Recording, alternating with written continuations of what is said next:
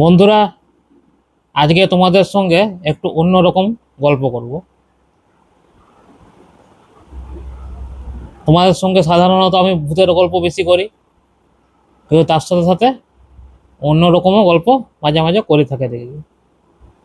তো আজকে তোমাদের সঙ্গে একটু নীতিমূলক একটি গল্প বলবো। তো গল্পটি হচ্ছে চন্দ্রডাঙ্গা নামক এক শহরের, ছোট্ট শহর একটি। তো সেই শহরেরই একটি পাড়ায়, মানে পাড়াটি বেশ বড়, ওই পাড়াতে রাজীব বলে একটা ছেলে থাকতো। রাজীবের ফ্যামিলি বড়ই ছিল বলতে গেলে, কেননা ওর দাদু ঠাকুমা ছিল, ওর মা বাবা ছিল, মানে বাড়িতে টোটাল 5 জন ছিল ওদের। তো রাজীব কিন্তু পাড়ার সবাইকারই প্রিয় ছিল। এবার কেন প্রিয় ছিল এটা আস্তে আস্তে বুঝতে পারবে। রাজীবের বয়স ওই 13 থেকে 14, কিন্তু ছোট থেকেও খুব এক্সপার্ট। মানে একা নর্মাল 13-14 বছরের ছেলের যা সেন্স হয় বা যা যা কাজ করে, তার তুলনায় ও অনেকটা অ্যাডভান্স ছিল, মানে ও সময়ের থেকে অনেকটা এগিয়ে ছিল আর কি। সে বলে না অ্যাহেড অফ ইটস টাইম, ঠিক সেই রকম ও এগিয়েছিল।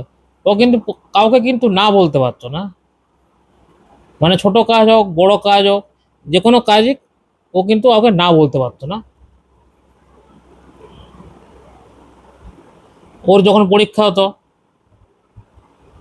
মানে ওদের স্কুলে মাঝে মাঝে টেস্ট নেওয়া হতো, সে ইউনিট টেস্টের মতো আর কি। তো সেখানে আগের দিন মনে করুন পরীক্ষা, এবার পাড়ার ছেলেরা বললো রাজীব চ খেলতে যাই চ, ও সেটা না করতে পারলো না। খেলা হলো, বিকেল সন্ধ্যা তক খেলা হলো, তারপর ঘরে বসে রাত্রিবেলা পড়লো, কিন্তু ও অ্যাকচুয়ালি যে নাম্বারটা পায় সেটা কিন্তু পেলো না, নাম্বার অনেক কমে গেল। এরকম কিন্তু 2-3 বারই প্রায় হয়ে গেল, কিন্তু না বলতে পারতো না ও। সেটা কিন্তু ওর দাদু রজতবাবু কিন্তু সেটা লক্ষ্য করতো, যে ছেলেটার তো সবই ভালো, নাতি সাহেবের আমার, কিন্তু ওই যে না বলতে পারে না কাউকে, বা সে বুঝে দেখে না সেই জিনিসটি ভালো না খারাপ, মানে ওকে যা বলবে কিন্তু না করবে না। এবার সে দেখবে না সে সেটা ভালো কাজ না বা কোনো খারাপ কাজের উদ্দেশ্যে আর কি। তো কোনোদিন খারাপ উদ্দেশ্য কাজে করেনিও যদিও বা। তারপর মাঝে মাঝে পাড়ার যে দাদারা কয়েকজন, তারা মাঝে মাঝে বলতো এরা যে এই কতগুলো বাজার করে দিত, মানে পাড়ারই দাদা, মানে ভালোবাসে ওকেও আর কি। কিন্তু যখনই দেখতে পেতো তখন এরা বলতো এই ভাই বাজারগুলো করে আনতে ভাই আমাকে। তো রাজীব সঙ্গে সঙ্গে চলে যেত সাইকেল নিয়ে। তো বন্ধুরা বলতো চ এবার সিনেমা দেখা আসি চ, তো না করতে পারতো না, হয়তো তার পরের দিন পরীক্ষা আছে হয়তো, কিন্তু ও না করতে পারতো না। একদিন রাজীবকে ওর বাবা নতুন সাইকেল কিনে দেয়। তো নতুন সাইকেল, খুব সুন্দর রেঞ্জার সাইকেল,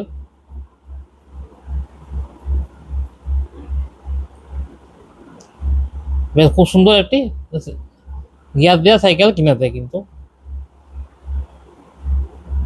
তো এবার পাড়ায় দেখে তো সবাই অবাক। ওর বন্ধুগুলো তো আগে বললো ভাই চালাতে দে চালাতে দে, মানে বলতে গেলে এক কথায় মানে ও যত না চালালো তার থেকে ওর বন্ধুই প্রথম দিন বেশি চালিয়ে নিল। মানে সকাল বিকেল দিকে সাইকেলটি এনেছে পাড়াতে, কিনে এনেছে, ও চালাবে কি ওর বন্ধুরাই চালাতে শুরু করে দিল।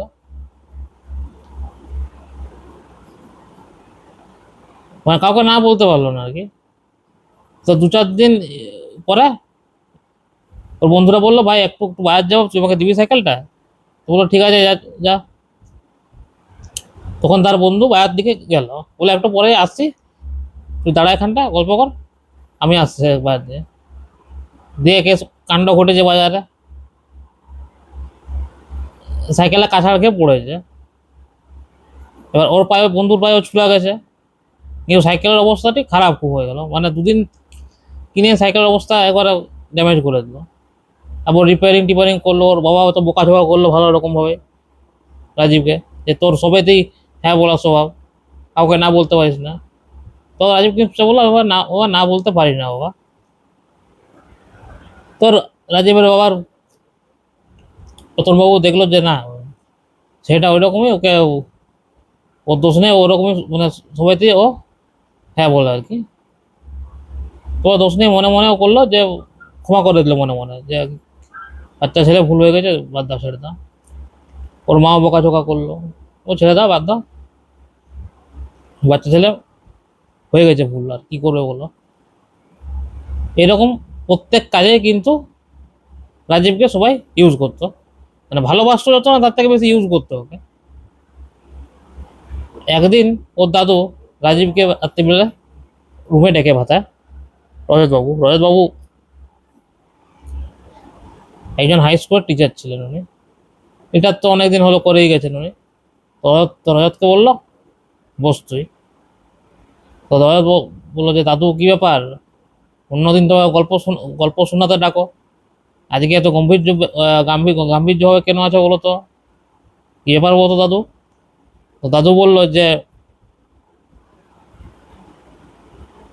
দেখ, তোকে আমি আজকে একটা কথা বলছি, আমি কিন্তু মানে ছোটোর থেকেই তো তোকে তো আমি হতে দেখেছি, তুই তো আমার নাতি, তো ছোটোর থেকে দেখে আসছি, কিন্তু তোর কোনোদিন ওকে না বলা স্বভাবটা গেল না, এই হ্যাঁ বলা স্বভাবটা গেল না, মানে সব কাজেতে ও হ্যাঁ বলে দিতে। তুই এই যে হ্যাঁ হ্যাঁ হ্যাঁ করছিস, তুই সেটা দেখবি না সেটা ঠিক কিনা ভুল কিনা, বা ওটা কোনো খারাপ কাজ কিনা তুই সেটা দেখবি না, তার আগে তুই হ্যাঁ বলে দিবি। তো তখন রাজীব বললো কি করবো দাদু বলো, আমি না বলতে পারি না, এটাই তো সমস্যা। তখন দাদু গাম্ভীর্য বলে বললো যে দেখ দাদু ভাই, আমি তোকে একটা কথা বলে দিচ্ছি, ভদ্র হওয়া আর সব জিনিসে হ্যাঁ বলা, দুটোর মধ্যে ডিফারেন্স আছে কিন্তু। এই যে তুই সবসময় হ্যাঁ বলিস সবাইকে, এতে কিন্তু তুই একদিন বড় সড়ো বিপদের মুখে সম্মুখীন হতে পারিস।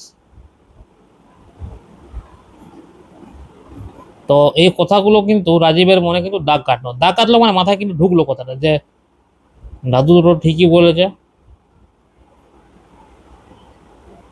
তো বললো সাবধানে চলাফেরা করবি, না বলা মানে অভদ্রতামি নয়, কিন্তু মাঝে মাঝে লাইফে প্র্যাকটিক্যাল হতে হয়, মানে বাস্তবটাও বুঝতে হয় যে,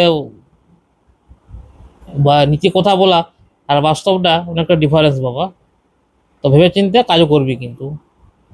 ও কিন্তু মাথাটা ওই কথাটা কিন্তু মাথা কিন্তু রয়ে গেল, কিন্তু ভুলতে পারেনি ও।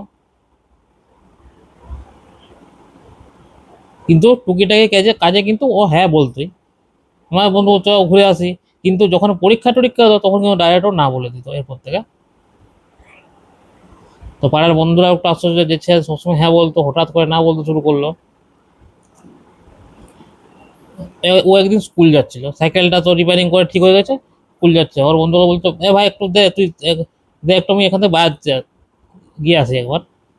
তো সঙ্গে সঙ্গে কিন্তু পোস্ট বললো না রে ভাই, আমার স্কুল আছে, আমার দেরি হয়ে যাবে, তুই বরং অন্য ভাবে দেখ, হেঁটে হেঁটে চলে যা, নেই তো সামনে। ও কিন্তু আর কথা না বাড়ে সোজা সোটাং চলে গেল। তো পাড়ার বন্ধুরা বুঝতে হলো যে রাজীব মানে আগের মতো যে আগে মানে হ্যাঁ বলে ওকে কাজ চালিয়ে নেব, সেই রাজীব কিন্তু আর নেই, ও কিন্তু চেঞ্জ হয়ে গেছে। তারপর হঠাৎ একদিন ওদের পাড়ার দাদারা ও ধরলো, বললো যে "এ, ভাই তো বরং এই জিনিসগুলো নিয়ে আয় দেখো তো।" তো জিনিসগুলো দেখলো যে না, এগুলো আমি কেন আনতে যাবো, আমি বললো। আমার দাদাটা বলছে যে সিগারেট নিয়ে আয়। পাশের দোকানটা বললো যে দাদা তো আমরা তো বসে আছি, তো তুই বলুন সেখানে সিগারেট নিয়ে আয় 2 প্যাকেট। তখন কিন্তু রাজীব বললো যে না দাদা, আমার দেরি, আমি আনতে পারবো না, আমার দেরি হয়ে যাচ্ছে, আমার ঘরের কাজ আছে, আমি চললাম।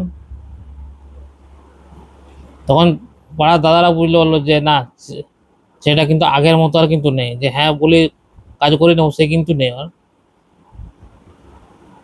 এবার ওর পরীক্ষাতেও কিন্তু ভালো নাম্বার আসছে, পরীক্ষাতে ভালো নাম্বার করলো, তারপর হায়ার গ্রাজুয়েশনও হলো, মানে আরো উঁচু লেভেলেও পড়াশোনা করলো। তো ও কিন্তু ভালোভাবেই সাকসেসফুল হলো।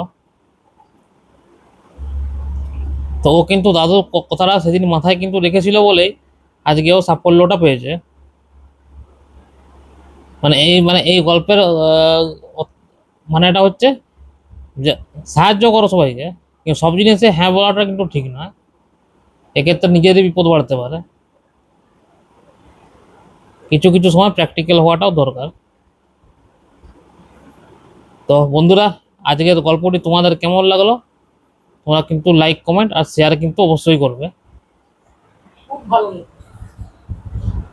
আরেকটি করে দাও ছোট।